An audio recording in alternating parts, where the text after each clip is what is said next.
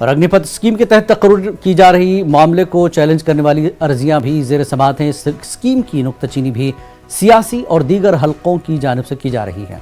इसी कड़ी में ताज़ा हमला आम आदमी पार्टी लीडर संजय सिंह ने किया है। उन्होंने ट्वीट करके मोदी हुकूमत को घेरने की कोशिश की है। संजय सिंह ने तकर्रुरी से मुताल्लिक एक स्क्रीनशॉट शेयर करके लिखा है कि मोदी हुकूमत का घटिया चेहरा देश के सामने आ चुका है। उन्होंने सवाल किया कि मोदी जी दलितों, पिछड़ों और आदिवासियों को फौज में भर्ती का अहल नहीं मानते। संजय आगे लिखते हैं कि भारत की तारीख में पहली बार फौज में तकर्रुरी में जात के बारे में पूछा जा रहा है। वो हुकूमत से पूछें कि मोदी जी आपको अग्निवीर बनाना है या जाति वीर।